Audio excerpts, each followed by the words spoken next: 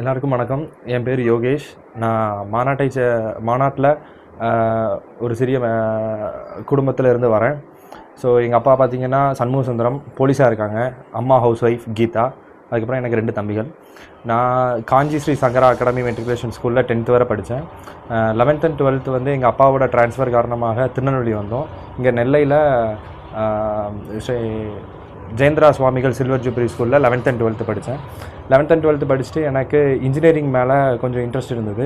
அதனால் அப்பாவோட கைடன்ஸில் நான் நேஷ்னல் இன்ஜினியரிங் காலேஜில் எனக்கு அட்மிஷன் கிடச்சிது. அங்கே நான் 4 years இன்ஜினியரிங் ப்ரோக்ராம் பண்ணேன், மெக்கானிக்கல் இன்ஜினியரிங்.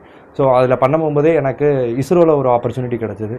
அந்த இஸ்ரோவில் design of spacecraft using green propellant அப்படிங்கிற ஒரு ப்ராஜெக்டில் கொஞ்ச நாள் ஒர்க் பண்ணியிருந்தேன். அந்த எக்ஸ்பீரியன்ஸை வச்சு எனக்கு ஆம்டெக் இன்ஜினியரிங்கில் 2 years எனக்கு ஒர்க் கிடச்சிது. அங்கேயும் நான் டிசைன் இன்ஜினியராக ஒர்க் பண்ணிக்கிட்டு இருந்தேன். அங்கே ஒர்க் பண்ணிக்கிட்டு இருக்கும்போதே ஐ தாட் ஆஃப் டூயிங் ஒரு லீடர்ஷிப் கரியருக்கு போகணுன்னு ஆசை வந்தது. அதனால் எனக்கு நார்மல் காலேஜஸை பண்ணுறத விட ஒரு கேட் ஜிஆர்இ அந்த மாதிரி பண்ணணும்னு ஒரு தாட் வந்து எங்கள் கிராண்ட்பா கொடுத்தாங்க. அவங்க பேர் சுடலைக்கண்ணு. ஸோ அவங்கக்கிட்ட அட்வைஸ் கேட்டு நான் அது ப்ரிப்பேர் பண்ணுறதுக்கு என்ன பண்ணலான்னு கேட்க போகும்போது தான் அவங்க சொன்னாங்க கேட் ஆர் ஜிஆர்இ ஜிமேட் பண்ண சொன்னாங்க. அப்போ நான் கேட் கோச்சிங் சென்டர் சேர்றதுக்கும் அவங்க தான் ஃபுல்லாக கைடன்ஸ் பண்ணாங்க. அது ஜாயின் பண்ணதுக்கப்புறம் ஒர்க்கும் பண்ணிவிட்டு சைட் பை சைட் ப்ரிப்பேர் பண்ணிக்கிட்டு இருந்தேன். ப்ரிப்பேர் பண்ணிவிட்டு அந்த எக்ஸாம் கிளியர் பண்ணிவிட்டு I got in to IIM. So Indian institute of management Sambalpur. அங்கே 2 years ப்ரோக்ராம் ஜென்ரல் எம்பிஏ பண்ணேன். அங்கே பண்ணும்போது இப்போ பார்த்தீங்கன்னா அது எல்லாமே ஸ்டூடெண்ட் ட்ரிவன் பாடியாக இருக்கும். ஸோ அங்கே வந்து பிளேஸ்மெண்ட் கோஆர்டினேட்டராக இருந்தேன்.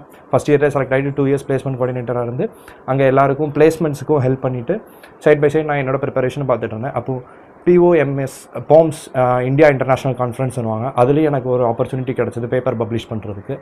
அதில் ஆய்வு சுருக்கம் அப்படின்னு சொல்லுவாங்க, அப்ஸ்ட்ராக்ட். அதில் இது வந்து செலக்ட் ஆகிருக்கு.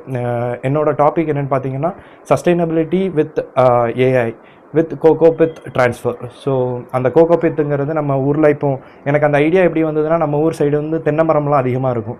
ஸோ அதை எப்படி நிறைய ப்ராஜெக்ட்ஸ் பண்ணி இங்கே உள்ளவங்களுக்கு வந்து ஃபாரினில் எப்படி விற்க வைக்கிறதுக்கு எப்படி யூஸ் பண்ணலாம் அப்படிங்கிறதுக்கான ஒரு ஆய்வு சுருக்கத்தை வந்து நான் சப்மிட் பண்ணியிருந்தேன். அது என்னோட செலக்ட் பண்ணியிருக்கிறாங்க. ஸோ அந்த பாம்ஸில் வந்து இந்தியா இன்டர்நேஷ்னலுங்கிறது வந்து வெரி ப்ரொனவுண்ட் ஒரு கான்ஃபரன்ஸ். ஸோ அதில் ரொம்ப லிமிட்டடான பர்சன்ஸ்க்கு மட்டும்தான் சான்சஸ் கிடைக்கும். அது நான் இந்தியன் இன்ஸ்டியூட் ஆஃப் மேனேஜ்மெண்ட்டில் சேர்ந்ததுனால எனக்கு அந்த ஆப்பர்ச்சுனிட்டியும் ரொம்ப கிடச்சிது. ஸோ நான் இதை பண்ணியிருக்கேன். இன்னும் சொசைட்டிக்கு வந்து என்னால் எவ்வளோ தூரம் பண்ண முடியுமோ நான் கண்டிப்பாக பண்ணுவேன். ஏன்னா அப்பா போலீஸ் டிபார்ட்மெண்ட்டில் இருக்கிறதால எனக்கு அந்த சொசைட்டிக்கு திரும்ப கொடுக்கணுங்கிற ஒரு உணர்வு வந்து இருந்துகிட்டே இருக்குது. ஸோ என்னால் முடிஞ்சது எவ்வளோ தூரம் பண்ண முடியுமோ பண்ணிகிட்டே இருப்பேன். ஸோ இதுக்கப்புறம் எனக்கு MNCயில் ஒரு ஜாப் கிடச்சிருக்கு. அதை பண்ணிவிட்டு சைட் பை சைட் என்னால் எவ்வளோ தூரம் பண்ண முடியுமோ பண்ணுவேன். நன்றி. இலக்குங்கிறது வந்து இப்போது சொசைட்டிலேருந்து நிறைய எடுத்துக்கிட்டோம். ஸோ அந்த சொசைட்டிக்கு எப்படி திரும்ப கொடுக்குறோம் அப்படிங்கிற ஒரு இது இருக்குது. ஸோ நிறைய விஷயம் வந்து அப்பாக்கிட்டேருந்து கற்றுக்கிட்டேன். ஸோ அதெல்லாம் எப்படி சொசைட்டிக்கு திரும்ப கொடுக்குற மாதிரி என்னென்ன ஆப்பர்ச்சுனிட்டி கிடைக்குதோ அதை கொடுப்பேன். ஃபார் எக்ஸாம்பிள் இப்போ போலீஸ் டிபார்ட்மெண்ட்லேயே நிறைய ஒரு ஸ்ட்ரெஸ்ஃபுல்லான லைஃப் இதெல்லாம் இருக்குது. ஸோ அதுக்கான டிஜிட்டல் ட்ரான்ஸ்ஃபர்மேஷன் என்னென்ன பண்ணி அவங்கள வந்து அந்த ஸ்ட்ரெஸ்ஸை குறைக்க வைக்கிறதுக்கான இதெல்லாம் இருக்குதோ கண்டிப்பாக நான் அது பண்ணுவேன். ஸோ என்னோடய இலக்குங்கிறது வந்து அதை நோக்கியே இருக்கும். நான் அது வந்து கவர்மெண்ட் ஜாப் கிடச்சா தான் பண்ண முடியும், ப்ரைவேட் ஜாப் பண்ணால் தான் பண்ண முடியும் இல்லை, எதில் இருந்தாலும் நம்ம அதை நோக்கி ஓடலாம்.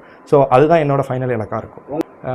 கண்டிப்பாக ஃப்ரெண்ட்ஸ் சர்க்கிள், அப்பா சொல்லிக் கொடுத்தது, திரும்ப வீட்டில் அப்பா அம்மா ஃபேமிலி இவங்கெல்லாம் எப்படி நம்மளை ட்ரீட் பண்ணி அவங்க எப்படி கைட் பண்ணுறாங்களோ அந்த மாதிரி தான். ஸோ அவங்கக்கிட்டேருந்து நிறைய கற்றுக்கிட்டேன். ஸோ எதையுமே இது தேவையில்லை அது தேவையில்லைன்னு கற்றுக்கிறாமல் விட்டுறாமல் எதை கற்றுருக்கோமோ அது எங்கெங்கே லிங்க் பண்ண முடியுதோ கனெக்ட் த டாட்ஸ் அப்படின்னு சொல்லுவாங்க. ஸோ நீங்கள் அதை எல்லா இடத்துலையும் கனெக்ட் பண்ணி ஒரு இதை நீங்கள் செய்ய ஆரம்பிச்சிங்கன்னா அது ஃபுல் ஃப்ளெஜ்டாக இருக்கும். இதை கற்றுக்கிட்டுறது தேவையே இல்லையே, நான் இப்போ ஹாக்கி பிளேயராக இருக்கும்போது ஷட்டில் கற்றுக்கிறது தேவையில்லைங்கிறது நீங்கள் விட வேண்டாம். ஸோ அந்த மாதிரி நீங்கள் எல்லாத்தையுமே கற்றுக்கிட்டிங்கன்னா உங்களுக்கு யூஸ்ஃபுல்லாக இருக்கும். ஸோ நான் இதை வந்து பேரண்ட்ஸ்டே இருந்து நிறைய கற்றுக்கிட்டேன். அவங்களும் ரொம்ப சப்போர்ட்டிவாக இருந்தாங்க. சரி, பேருமா? யோகேஷ்.